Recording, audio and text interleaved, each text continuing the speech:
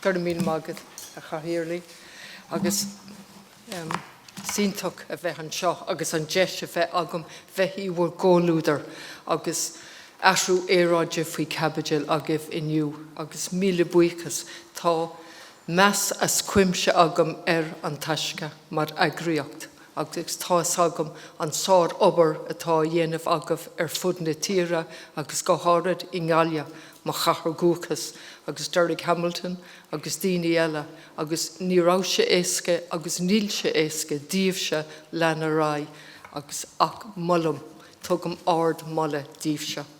Agus is tócha ní féidir fuirganmh níos ábhara a bheith aganne cumann na dáúra agus an fuirganmh agus an ceantar is tócha báite sa stair agus cultúr na tíre. So táid an seo áit lonú cumann na dáúra seachtaigh agus sé agus lean sé a rá go dtí an gcorta mhór, an gcorta mór. Thank you very much. I think tá neart Gaeilge agah agus dóthaid tuigeann sibh an méid Gaeilge sin. So ní bhaid mé maslach, I won't insult you by repeating that because I know you all love Irish and you all have it within you. So part of my role as president would be to draw that out and give you the confidence on winning a horch díobhse an teanga ó úsáid. Mar inhearra an lé tá an teanga, tá an Gaeilge fitte fúte le athrú aeráide. Agus tá cuid den réiteach is tíocht den teanga Gaeilge an réiteach athrú aeráide. Mar Darlé má hiiscinne níl an bhearna céine idir nádúr, cuasaí nádúra agus an duine agus atá sa bhéarla. So is cuid den réiteach ó thaobh athrú aeráide an teanga.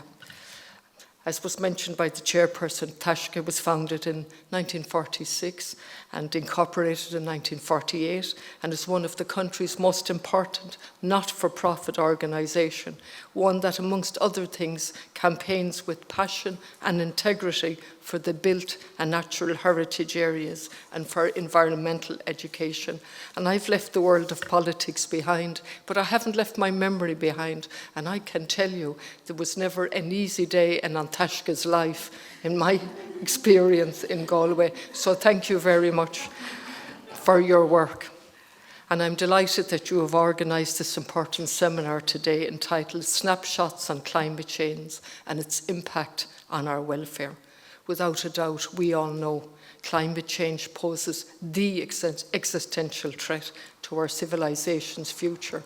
And I have to say, we can't leave wars out of that because the two are fitche fuche le céile. They're absolutely mixed together. Ongoing wars, the normalization of war, and climate change. And as President, I will use my role to foster awareness and inspire action, using my voice and the platform of the presidency to highlight the urgency of climate action, to support communities because tremendous work being done on the ground by communities, scientists and activists working for change, and to build, as I mentioned already, on the real and close connection between Irish people and nature. In doing so, I hope to play my part in the achieving of the UN Sustainable Development Goals, in particular number 13, to take urgent action to combat climate change and its impacts, which recognises that education in particular is pivotal in achieving this global objective, but education on every level, not just education for children who have been to the fore. And again, if I go back to my memory as a politician, who were instrumental in getting the government of the day to declare a climate and biodiversity emergency. And of course, the recent annual review from the Climate Change Advisory Council has once again shone a spotlight on the need for urgent action.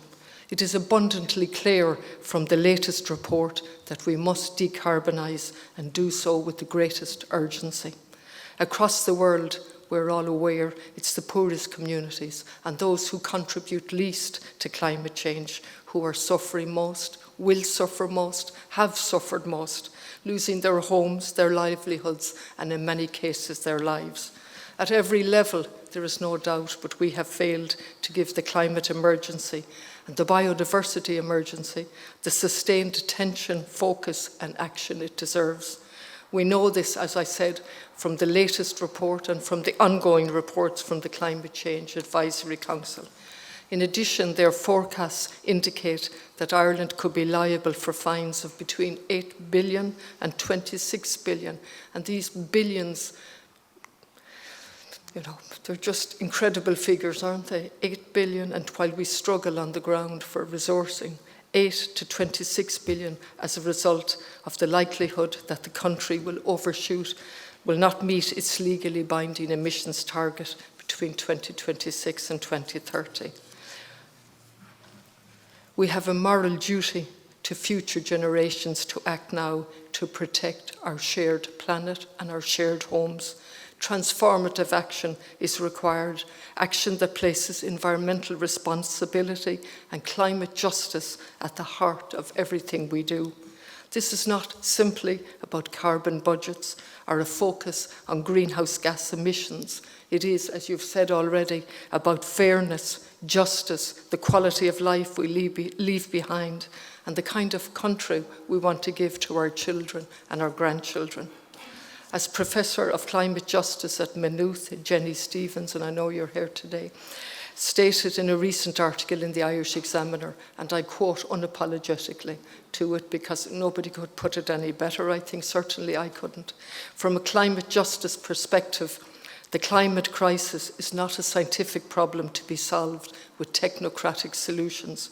Rather, the climate crisis is a symptom of bigger structural and systemic problems that are concentrating wealth and power among the large corporate interests that are increasingly influencing our democratic processes. And I think that's beyond debate, the influence that they have on our democratic processes. We must see the issue of climate change and biodiversity loss as a core issue of social justice and of climate justice. And again, I don't think we can use those words and phrases often enough because the other narrative is so powerful, so damaging, and so destructive. Climate justice advocates that decarbonisation is linked to substantial state investment in all our public services, all of them: housing, healthcare, public transport, care work, education, and other basic services that every community needs and deserves. Climate justice encourages a local and community-based production of food, and indeed, prior to becoming president, I emphasise prior, I visited Loughrea, where Talamh Bio, a project on the ground that was absolutely a wonderful example, and I know there are many others throughout the country, of the local supply of food to local houses and local markets. An approach that fosters buy-in across all of society and is essential to restoring ecological health, biodiversity and human well-being across the island of Ireland. Climate justice also requires us to stand in solidarity, and again this has been pointed by other writers, other people, in solidarity against violent oppression, militarism and colonisation, to offer support to those vulnerable and marginalised, not just at home, but around our shared world. Without a doubt, just transition is a fundamental requirement. Central to this is understanding that energy poverty, and we see it every day in the articles in the papers, that energy poverty is a growing issue for so many households who face growing energy costs and increasing climate vulnerabilities. Above all, we need to empower and to enable people so that they have the agency and be equipped with the knowledge and skills to act as agents and drivers of change, to show ingenuity, but also be politically engaged. Climate education must also encompass emotional and values-based learning, one that acknowledges feelings of fear, anxiety, and a sense of being overwhelmed by the gravity and magnitude of the climate problem that faces us now, but also one that develops values that support solidarity and a just transition. We must also ensure that climate change does not further disrupt education, something that's happening in a lot of other countries on an ongoing basis, especially for the most vulnerable students in the poorest regions of the world, where education is a lifeline. And again, we know this in Ireland, the emphasis on education, and it was a way of moving up in the world and moving out. And that education is a lifeline to build a more sustainable future for them and their communities. I am heartened to see the developments underway in the Irish formal curriculum development, creating new subjects such as the Leaving Certificate subject on climate action and sustainable development. And may I also, again, because I don't think I can thank An Taisce often enough, may I commend the initiatives such as An Taisce's Green Schools programme, to which 90% of all schools are now subscribed, and which encourages long-term environmental action within schools and the wider community. We need more programmes aimed at communities so that they feel empowered and enabled to take action and build on the programmes already started, such as the Community Climate Action Programme, which provides funding and support for community-based projects and local action. Perhaps the most fundamental challenge for all of us in dealing with climate change is the necessity for leadership. Leadership on every level. Tá cinneacht agus ceannaireacht ag tastal go géarhain gach level den sochi. As President, I will do everything in my power to keep this issue at the top of our national and international agenda. Our well-being as a people is fundamentally connected to the planet's well-being. Let us work together to bring an inclusive, just transition to a climate-safe world that leaves no one behind. Is féidir linn é sin a dhéanamh le chéile ag obair a slámh chéile agus ag úsáid na teanga freisin mar cuid lárnach den réiteach gur míle maigad.